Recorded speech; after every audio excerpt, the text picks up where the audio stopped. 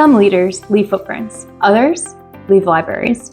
You're tuning into the Authors on Mission podcast, where industry giants become literacy legends.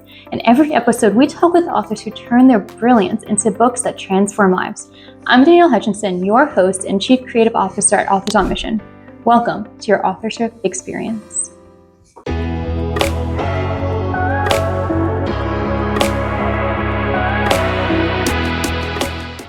Hello and welcome to Authors on Mission, where we dive deep into the insights and strategies of established experts to inspire and empower aspiring authors. I'm your host, Danielle Hutchinson, Chief Creative Officer here at Authors on Mission, and today I am thrilled to welcome Larry Bograd.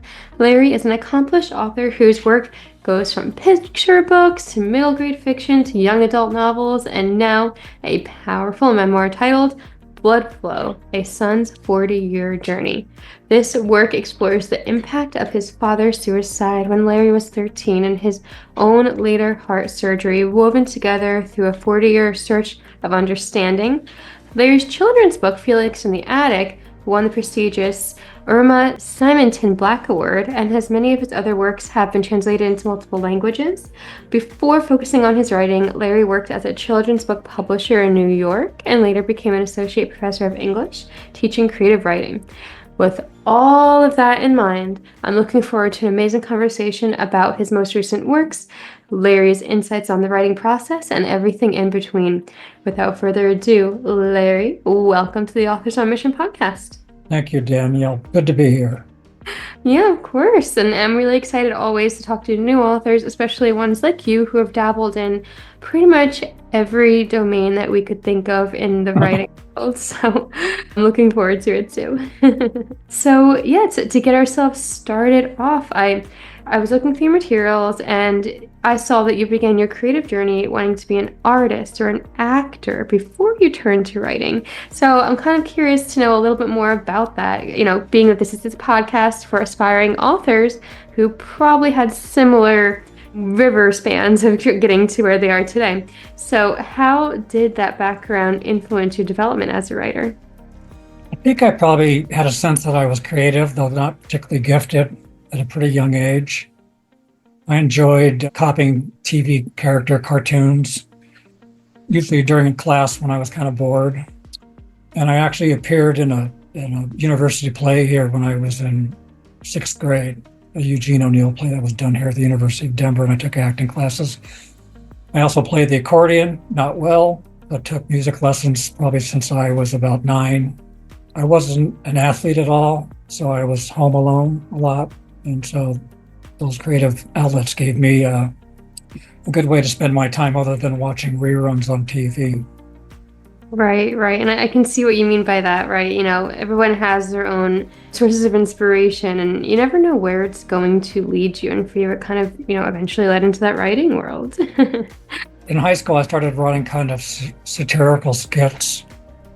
Okay. We used to have assemblies and I would write kind of satirical skits about being a high schooler and about certain faculty members and things like that. So I just kept writing. And then at age 19, I wrote my first novel kind of as a dare to myself. And that novel actually became a good repository for the memoir, because that novel, 6 years after my dad's suicide, was a kind of fictionalized version of what happened back then. Right. And I do know that was a deeply powerful moment in your life too. It's always difficult to talk about powerful experiences, especially traumatic ones like that. When you dove into writing this book, did you encourage articulating that as well? And, what kinds of strategies did you use to get past that? I know it couldn't have been easy. I don't want to say I depersonalized my story, but I did approach it as a writer from a pretty early age.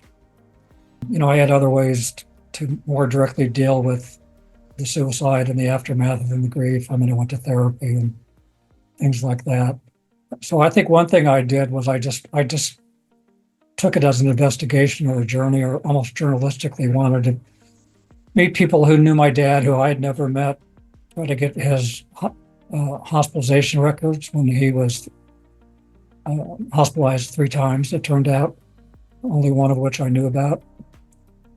And then I traveled to Europe to go to Trieste, Italy, where he was stationed as a doctor during after World War II, and I went to the small town in Eastern Europe where he was born, and from where he immigrated to New Jersey when he was 3 years old. So there was a lot of different ways that I went about trying to piece the story together. And then after that, kind of grew the challenge of putting it together so that a reader would want to read it and enjoy enjoy the book as much as one could. Yeah, of course. And, on top of that, you also do include photographs from your family's home movies, including the Nazi March that you mentioned really powerfully in your book. So I'm sure even you're going through these photos and picking out the perfect ones to add in, that's probably an entirely different process as well. Would you agree? Yeah, I mean, my mother kept scrapbooks. Certainly it was nowhere like today where parents take probably several dozen photos of their children on their phones every Mm, day right. and post them in various places. So, it wasn't probably more like in the dozens of old family snapshots. And then years ago, I edited together. My dad used to have an 8 millimeter camera. I know I'm dating myself, but he'd have to crank it up to run it.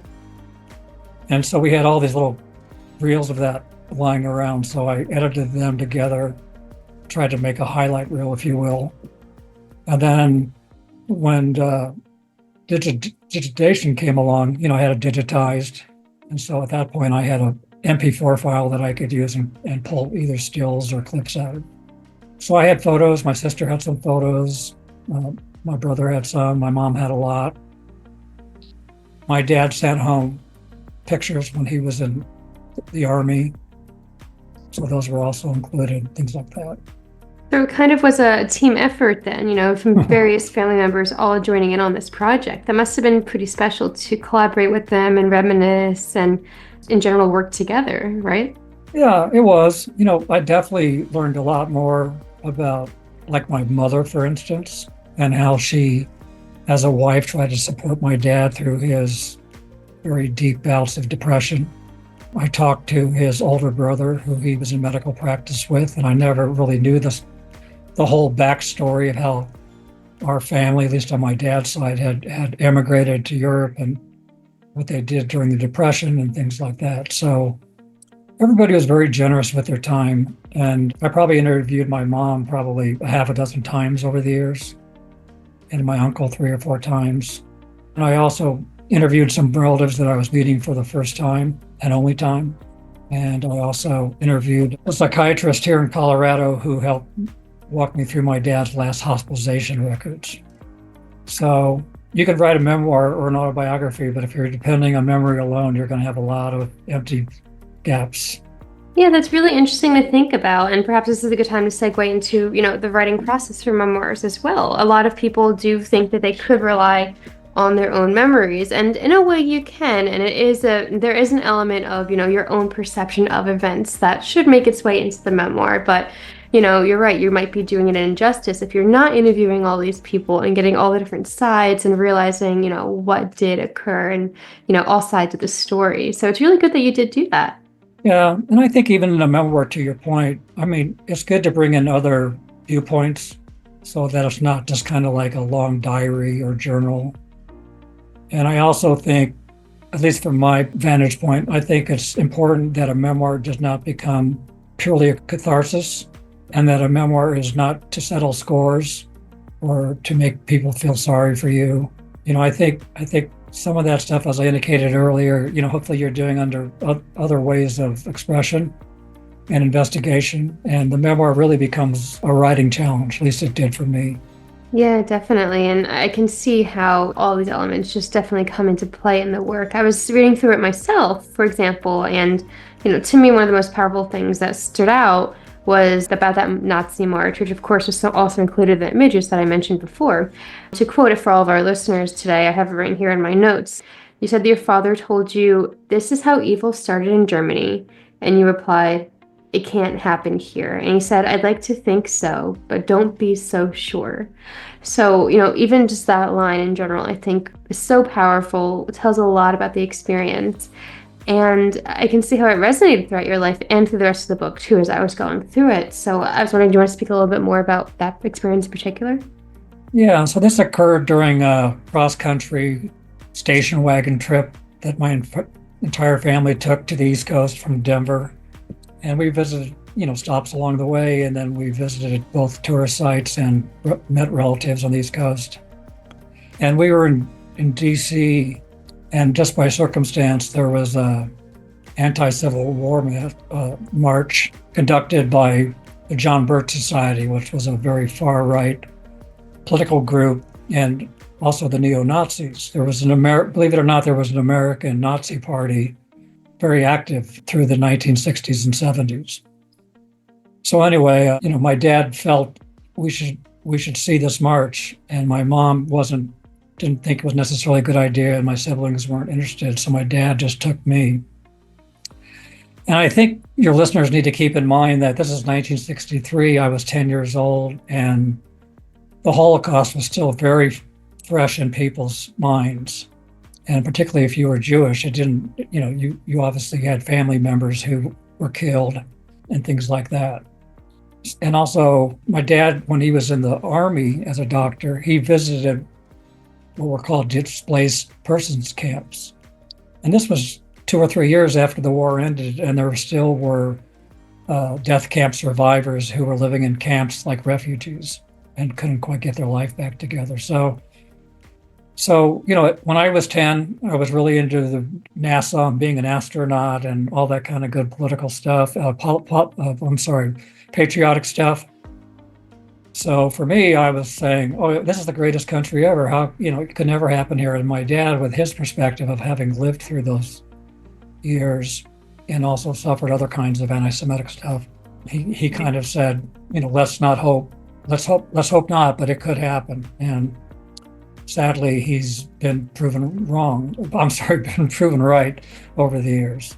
Yeah, I mean, it's hard to think about how all these things, I mean, in current days we have a whole new, everything popping up in the news, but, everything that you just described didn't happen that long ago, and we're still kind of dealing with that aftermath in our own society. And, that just resonates so much in your story and your father's story too. It's crazy to think about that. So that too obviously must have been a struggle to write about and convey so clearly and so genuinely to your readers, right? Yeah, I mean, I guess I'm lucky in the sense that I can kind of put myself in a children's mentality. Is probably one reason I did pretty Benefits of well. being a children's book writer. Yeah, exactly. I think one reason I did pretty well as a children's book writer was I can kind of channel what it felt to be a certain age, and not only how you felt about yourself, but how narrow your worldview might have been at that age, and the things that you knew or thought you knew versus the things that you were yet to be taught or learn or experience. So that was kind of an age difference thing between my dad at that time being around 45 years old and I was only 10. Right, right. And I can see how, that's why you needed to do all those interviews, for example, to get that perspective, because as a young child, it's a different mindset than your father was at the time, too. And the other thing was, back in the 1960s, if a doctor had any kind of mental health issue, patients would leave the practice. And doctors were often fearful that their business would collapse if the word got out that their doctor was crazy or being hospitalized for mental stuff. So that was the other reason I thought I needed a lot of interest, because as I indicated to you earlier, Danielle, I never knew my dad had the degree of depression that he had until he was hospitalized right after my bar mitzvah. So like literally 3 days after my bar mitzvah, he was hospitalized in a psychiatric hospital.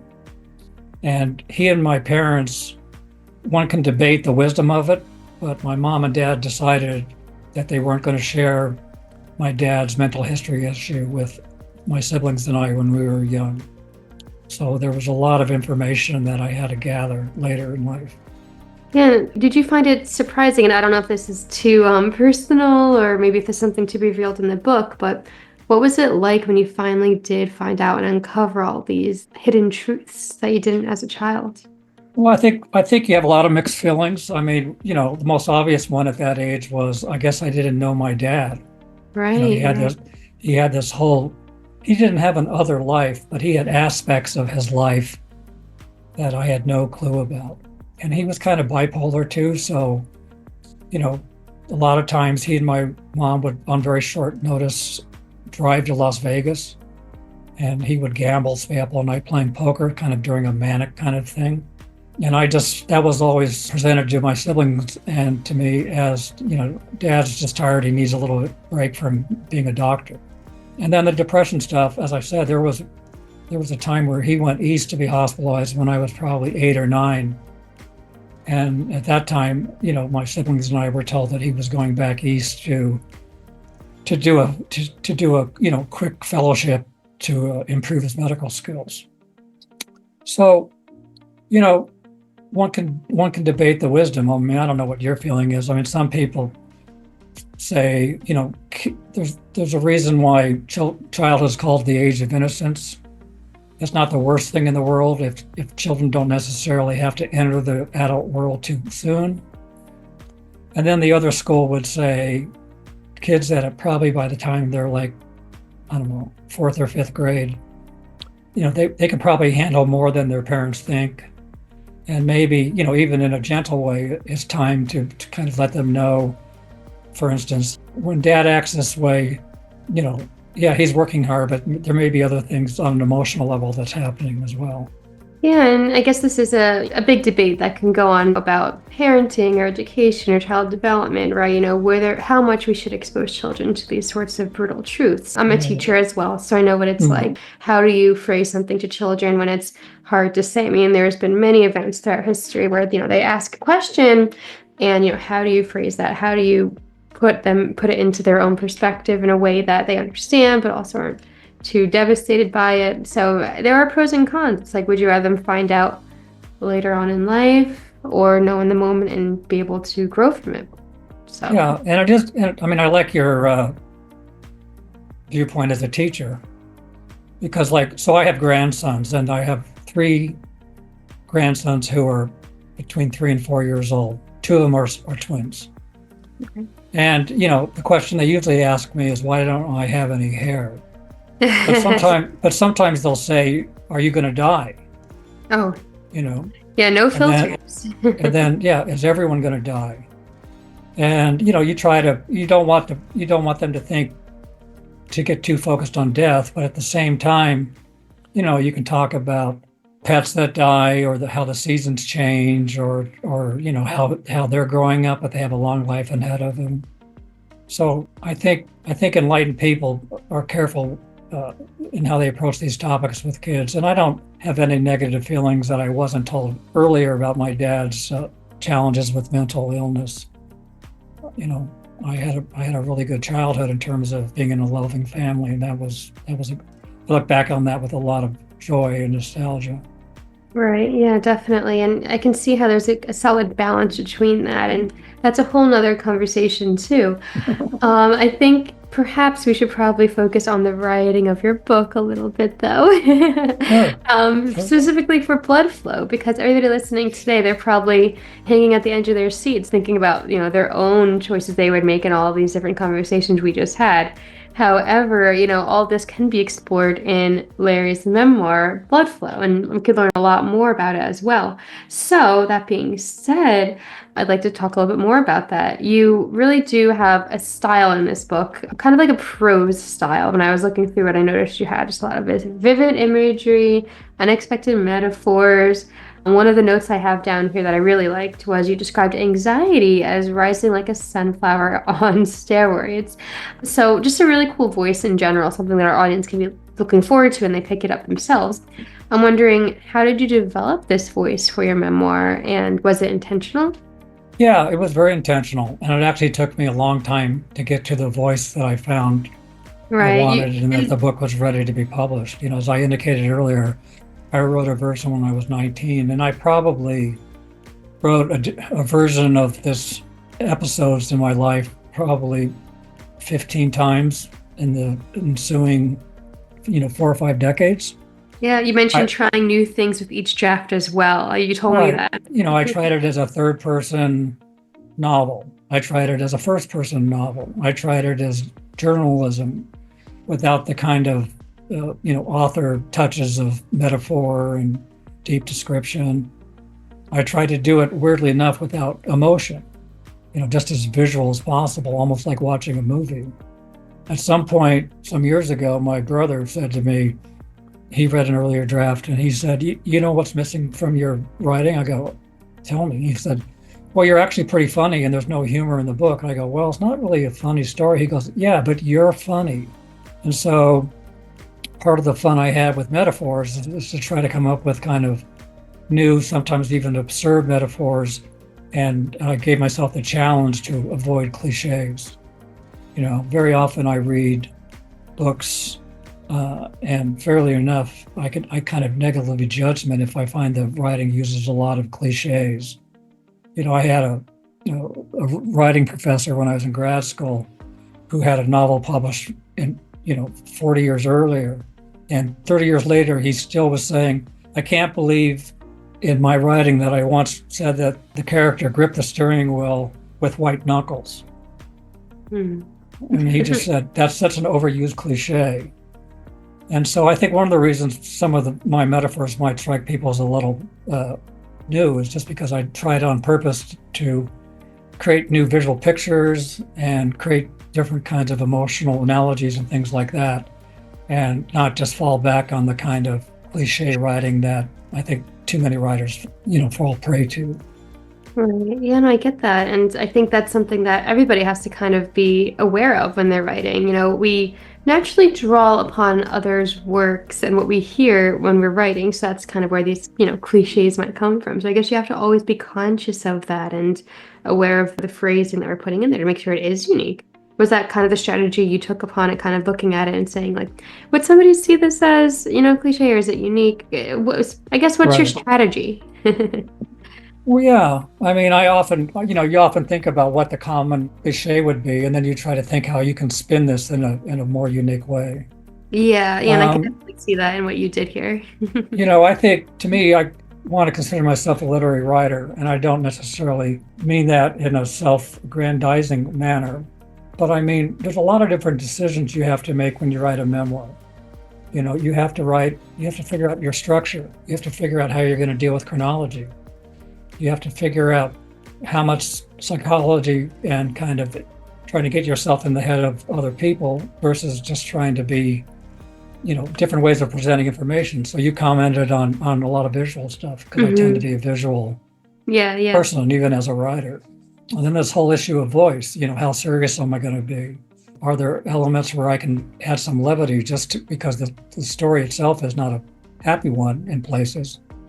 But are there places where I can kind of give the reader a little breather and to have a little levity or, just make a little side joke or comment or things like that? And then you also, as you prepare to write a memoir, when I used to teach writing it on a college level, I pretty much would say, just get your story out. Don't censor yourself. A lot of people said, well, I wouldn't want anybody reading this first draft. And my response to that was, well, nobody has to read it but you, or you're sharing it here in class. But I think it's a little premature to worry how readers are going to respond when really you just have to get the material out as much as possible. And then really, to me, the best, analogy to use to create a good book is basically sculpting something out of marble. You have to make decisions. You have to chip away. You have to decide where you're going to have details. You're going to have to decide what to emphasize, things like that. So it wasn't until I started writing long books myself that I realized I never could understand how somebody could compose classical music, right?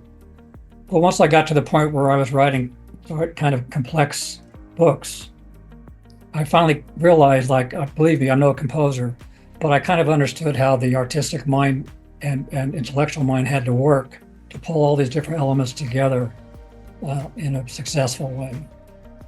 Yeah, and I absolutely see how, all those past experiences do have a huge interplay, especially in this work, like I mentioned before. It's just beautifully done. And, you do have a lot of just different techniques there that work together. And I also can see you probably merge some of your techniques from your background in children's books and young adult fiction as well. Did you find those sort of, I guess you could say, techniques useful in this memoir? Probably the other way around. Probably The other way around. Okay. I had the memory of being a child and that informed my picture books. I mean, my first picture book was published when I was 24. And here I am working on this memoir, and I was 72 on Monday. So, it's a whole different chronology. I think the other thing that at least I did, and I'm fortunate here, there's a lot of writers that claim that writing is torture, that the blank page is like a death sentence, and they hate doing it. But I always have been lucky that I always thought writing was kind of playful, and and that creativity could be a positive force. And so there's also times when I rewrote the book so many times I should have just been bored with it. But then there's also a point in that process where, you write to entertain yourself. And I don't mean make yourself laugh, but I mean challenge yourself as a writer. What can I do to tighten this up? And that's where revision comes through. I mean, I can't even calculate the number of drafts I did, particularly of the backstory. In other words, the episode around my dad's death when I was 13. I mean, I must have rewritten and just, as I said, just keep kind of chipping away until I got to where I thought things would work. Yeah, well, you definitely know the power of revisions in that case. It's pretty clear. It's been through multiple rounds throughout your entire life, really. And, everybody listening today, you're in for a treat when you're finally picking up this book. It can see pretty much a life's work within this memoir here. Larry, do you have a copy of the book with you right now by any chance? Yeah, I do. Oh, perfect. Let's take a look. Okay, there it is. There it is, blood flow. And I could see we have a picture of a heart. And Larry, what's inside of that heart? We do have, is that some images? There's there's family photos. There's my family when I was about 4. That was at an era where all families went to the department store and had a family portrait done in black and white. There's a picture of me playing the accordion in a grade school talent show. There's a picture of me with my dad and his 2 brothers, my uncles, at my bar mitzvah. And then finally, there's a picture of me at age 19 as I took off a semester at college and kind of vagabond through Europe, and also made part of that travel learning about my dad. Right. And then, the heart became more of an important metaphor because I had many drafts of this memoir, but then at age 53, I had unexpected triple bypass surgery. So suddenly, to me, the heart was, dealing with my dad's heart and that storyline, and then also dealing with my own experience and kind of, again, mixing those episodes in a way that I thought would work. Right, and I do know that's a huge part of your book too, and we were chatting about that a little bit earlier. I'm wondering if you want to expand on that a little bit more about the interplay between these 2 very powerful events that you do discuss in the memoir. Yeah, sure. So my dad's killed himself by injuring his heart to the point where there wasn't a way to repair it. And so that was a very powerful and, to me, kind of violent and just kind of cringy way to die, I thought. And so that always was what I learned, is like he meant business. This wasn't a cry for help. This wasn't an accidental suicide. I think he was in a psychotic state where he just needed to stop the pain. And so then, weirdly enough, it was my heart, of all the parts of my body, that suddenly, put me in this kind of dire medical situation 40 years later. So that's why, and then, blood flow, obviously, the title has that kind of blood in terms of what the heart does, but also blood in terms of family blood. And again, flow in the sense of both circulation and passage of time and things like that. Yeah, no, it's very challenging to think about, but I think, throughout this whole process, many years in the making, you were finally able to convey all that on the paper. So again, everybody listening today, you are in for a treat when you pick it up because you'll get to see both sides of that. I admire you for being able to put all this onto paper. It's a hard thing to do, like I said in the beginning of this podcast. Yes, I was very happy when it finally went to print. Yes. If anybody does want to stay in touch with you, check out the book, learn a little bit more, where can they find you? How can they connect? Well, I have a website. It's basically www. Larry Bograd, last name B as in Bravo, OGRAD as in Delta.com. So LarryBograd.com. It kind of highlights the memoir, but I have a page for all of my other creative work. The family photos that you alluded to are on that website, and there's some additional ones. It's also where I'm posting reviews. It's also where I'm posting links to podcasts like this one, which I obviously will do my best to put the word out. Through that, you can find ways to contact me. Perfect. So everybody, we're going to put the links to that in the description box of this podcast today. Perfect. And Larry, what else can we possibly be on the lookout for you in the horizon, by staying in touch with you, any upcoming exciting projects aside from the amazing memoir, of course, anything else we should be on the lookout for?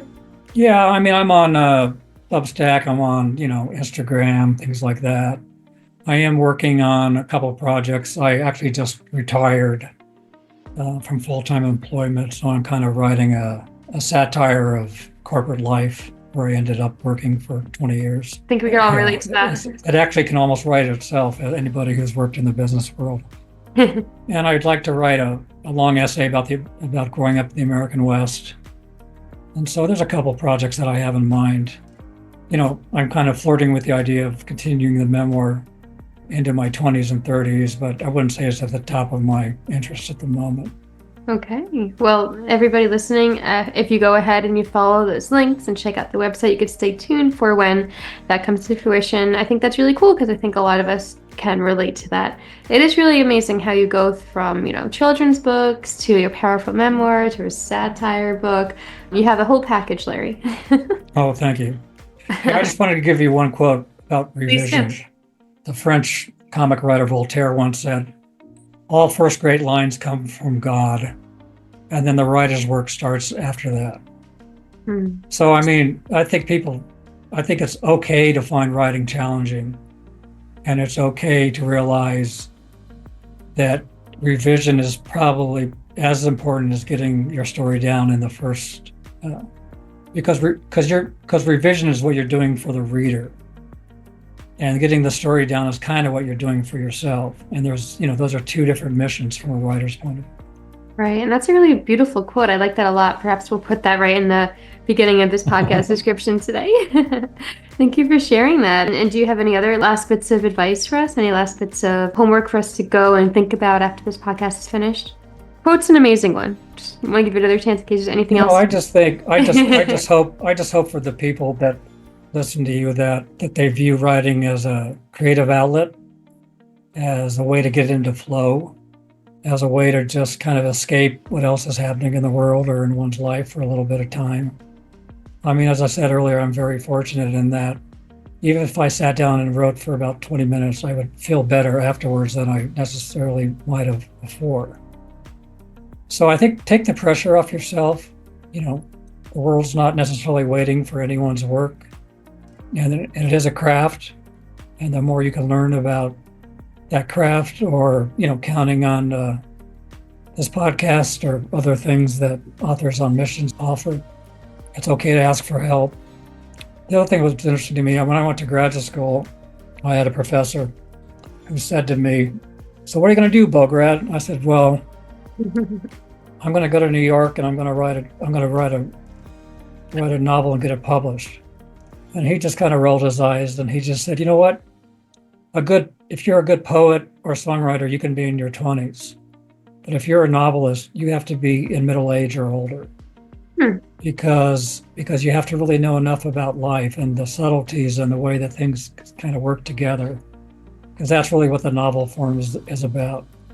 So, I mean, that's the other thing that I would just encourage people to do is don't get frustrated because of your age or or there's other ways to write when you're young and meanwhile you're just gathering material. Right. Okay. Yeah, I can see what you mean by that. Part of me also thinks, you can write at any age, but I do see Of what you course. mean, the fact that the more experience you have, the more you can learn from it and revise and revise and revise until you finally make it to where you want to be with it. I guess that's kind of your whole motto there. There you go. There we go. Well, that being said, thank you so much for joining us. You have All right, beautiful enjoyed it. insights about the book, beautiful insights about life in general, and writing strategies also. It's been quite a pleasure chatting with you. Same here, Danielle. I appreciate the opportunity. Of course. And to all of our listeners, remember that Authors on Mission is committed to bringing you insights from established experts just like Larry to help you become an expert in your own field and in the writing world. Larry's approach to revisions, his decades-long commitment to understanding his father's journey, his willingness to tackle difficult personal material with gravity and amazing descriptions and metaphors. It really just offers valuable lessons for writers at any stage. So if you enjoyed today's episode, please check out our others as well and go to the description box, click on Larry's links, stay up to date, check out the book itself. And until next time, keep writing, keep learning, and keep pursuing your mission. That's all for today, folks. This is Danielle Hutchinson reminding you that somewhere, someone needs the book that only you can write. Visit authorsonmission.com to start your legacy. Until next time, keep leading, keep inspiring, and keep thinking in chapters. Have a great day.